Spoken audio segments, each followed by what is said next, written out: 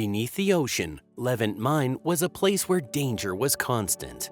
On October 20th, 1919, disaster struck. Not from the sea above, but from the mine's own machinery.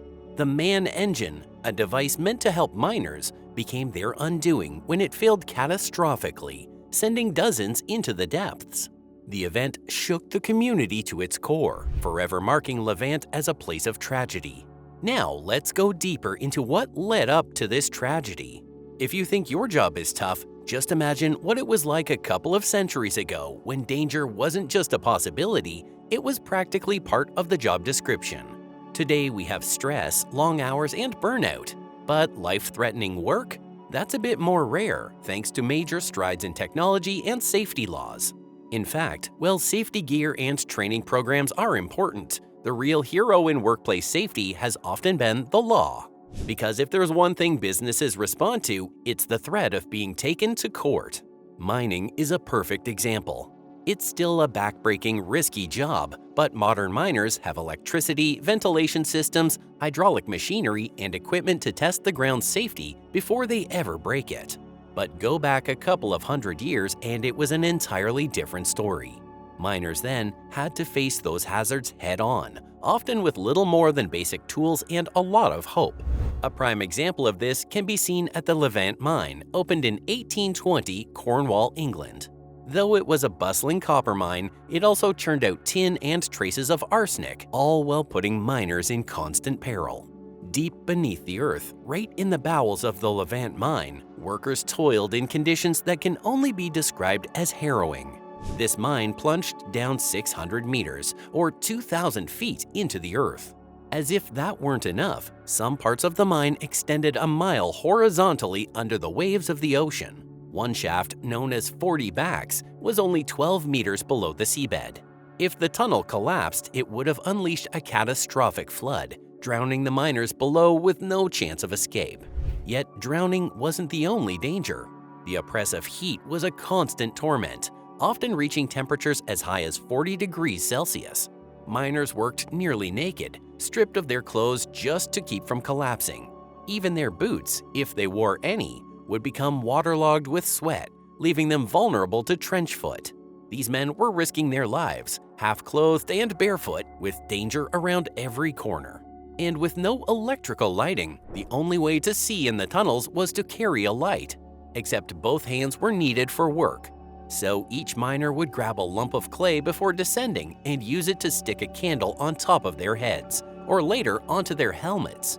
As strange as it sounds, that faint flicker was the only thing keeping the mine from becoming a literal black hole. But the use of candles brought its own headaches. With gusts of wind and constant movement, candles were always going out. To deal with this, miners carried waterproof brass containers filled with matches, ready to relight at a moment's notice. Yet, incredibly, this was just one of the many challenges these men faced every day.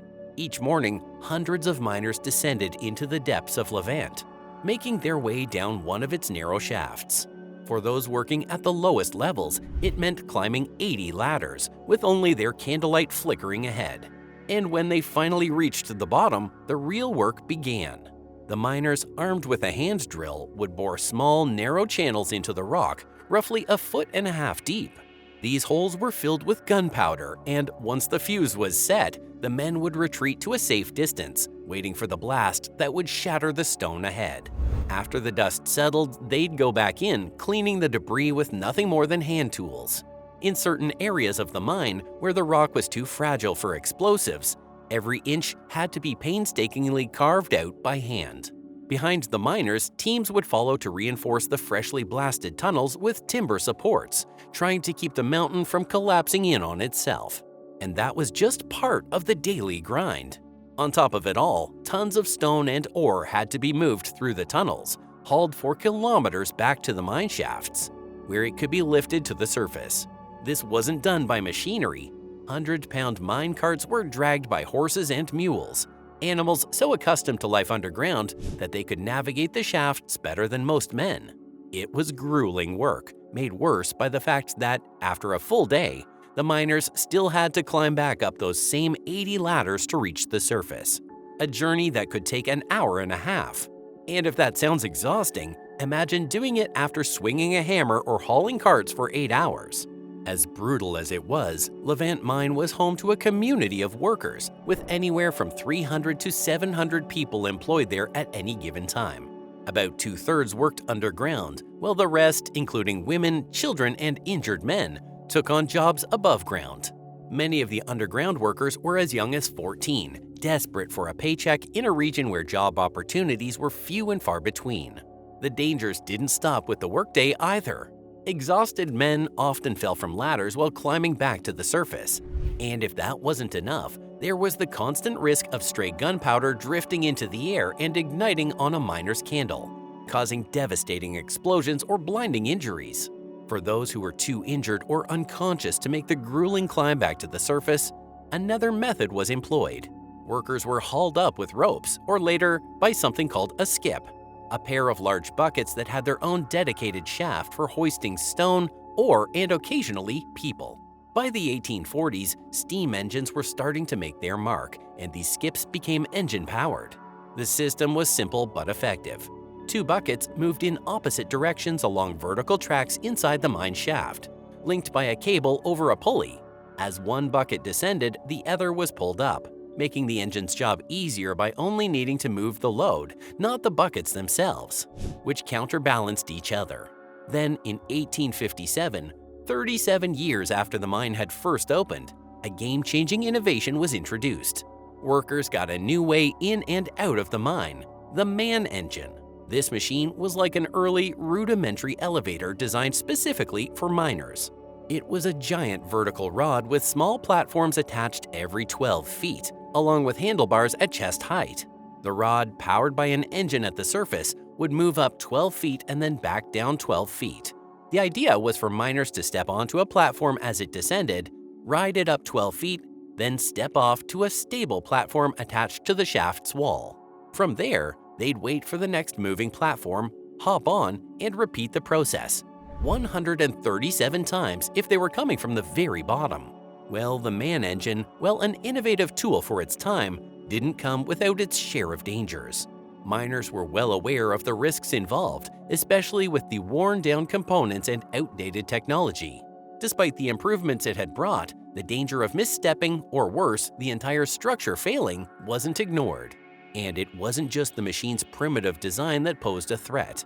The Levant mine's management had let it deteriorate for decades. By the time 1919 came, the man engine was nothing more than a relic, patched together after 62 years of nearly non-stop use. On the afternoon of October 20th, 1919, the cracks that had been ignored for years finally gave way. As the shift was ending, miners began their usual ascent to the surface. Many of these men had only just survived the horrors of World War I, only to return home to an uncertain economy and harsh working conditions. They knew the man engine wasn't safe. They had told their superiors countless times that it was falling apart, but management refused to act, citing the cost of repairs. While there were vague plans to install a more modern system, no work had even begun on it. As the engine reached near capacity, with miners packed onto the wooden steps ready to step off, the unthinkable happened. There was a sudden, deafening bang, the sound of a critical bracket finally giving way after 5 years of wear. In an instant, the 1,000-foot rod and the men on it plunged into the darkness. The rod buckled and broke through the catch wings designed to keep it in place. It dropped the first 12 feet, slamming into the shaft floor. But the worst wasn't over. The top 300 feet of the rod snapped off and continued to plummet. Down below, miners realized something was terribly wrong. They could hear the rumbling, violent woods and stones crashing towards them. Men scrambled for safety, leaping onto nearby ledges or diving onto landings if they could. For others, there was nothing to do but hold on, sliding helplessly down the collapsing structure. Their candles, essential for visibility in the dark tunnels, were snuffed out by the movement. The shaft filled with the sound of collapsing rock as the rod dug into the walls, causing part of the mine shaft to cave in. As quickly as it started, the chaos stopped. Hundreds of feet below, the 300-foot piece of the rod had taken out supports, completely blocking the tunnel. Men were trapped, injured, and disoriented in total darkness. Meanwhile, higher up, The remaining portion of the rod had buckled but stayed mostly in place, trapping more miners. Above ground, the workers knew something had gone horribly wrong. John Grenfell, who had been one of the few to make it to the surface before the collapse, volunteered to go back down and investigate. What he found was nothing short of a nightmare: twisted bodies, shattered beams, and rocks that had sealed off the tunnel. Among the missing, to Grenfell's horror, was his own father, one of the site managers trapped somewhere deep below. Word of the catastrophe spread rapidly. Soon, droves of off-duty miners from nearby towns rushed in to help, many from other mines such as Grevor and Eastpool, answering the call to save the trapped workers. Along with them came a flood of family members, friends, and concerned locals, all arriving within hours of the collapse. Rescuers had to be lowered down into the shaft by rope, risking their own lives as they worked tirelessly to pull out debris, piece by heavy piece. Hundreds of pounds of fallen stone and shattered wood had to be carefully lifted out, all while avoiding further collapses. The effort was slow and exhausting. For the men trapped underground, survival was no less daunting. Many had their candles blown out in the chaos, but those who managed to relight them did their best to regroup in the darkness. Remarkably, emergency ladders on some of the levels had survived the collapse, giving a few of the miners enough mobility to move around. But escape was impossible. Instead, the survivors gathered the injured and headed toward the skip and water-pumping shafts, both of which fortunately were still equipped with ladders that stretched to the surface. In a moment of incredible relief, 2 hours after the collapse, miners began emerging from these shafts. Exhausted, bruised, but alive. The sight of them appearing out of the engine rooms and ore processing buildings brought hope to the rescuers above. And as tired as they were, many of these men didn't rest. Instead, they joined the ongoing rescue effort, determined to save as many of their colleagues as possible. But the reality was grim. Over 50 men were still missing. The rescue effort stretched over 3 relentless days. Winching men in and out, crawling through collapsed tunnels, the work was painfully slow. Many rescuers had to endure the heart-wrenching experience of hearing cries for help fade into silence before they could reach those in need. Among the dead was John Grenfell's father, one of the many losses that devastated the tight-knit community.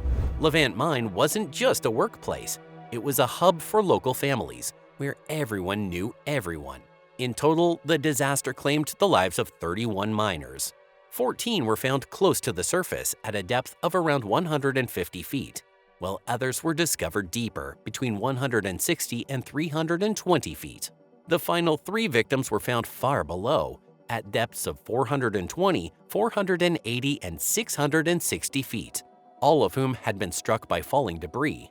Despite the tragedy, there were incredible tales of survival.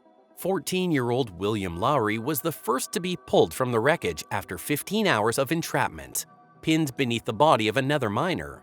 His injuries were severe: 8 broken ribs, a shattered collarbone, and deep cuts requiring 36 stitches. But he did make a full recovery. Another miner, Nicholas Thomas, survived an astonishing 50 hours in the shaft, only to succumb to exhaustion on his way up to the surface. Also among the victims were 5 men who had survived the horrors of World War I, only to meet their end in the mine. An investigation into the disaster found that the fatal bracket at the top of the rod had been improperly manufactured, with internal metal faults that led to its failure. Despite these findings, the incident was ruled an accident. This decision got many angry, as Levant was the only mine in Cornwall still using the outdated and dangerous man-engine system. All other mines had already transitioned to modern, safer alternatives. As a result, the families of the victims were left without financial compensation, and many were forced to leave their homes, unable to pay rent.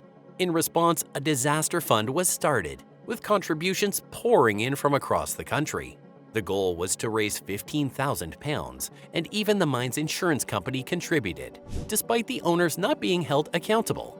Donations came from officials, news outlets, and local businesses. And an anonymous poet penned a poem about the tragedy, sold for 2 pence apiece to aid the fundraising effort. Despite the generosity, the fund could only go so far, and nothing could bring back the lives that were lost. The Levant mine itself struggled on for a few more years, but never regained its former productivity. The post-World War I economy and the Great Depression in the 1930s brought about the final closure in 1930 as there was no way to modernize or replace the aging man engine. In 1967, the mine's beam engine became part of the National Trust, a conservation organization that has since worked to preserve the mine as a historical site. While parts of the mine have been restored and can still be seen today, the underground section where the disaster occurred remains sealed off for good. What do you think about the Levant mine disaster? Do let us know in the comments section. If you've got this far, give us a like and also subscribe to our channel. Thanks for watching.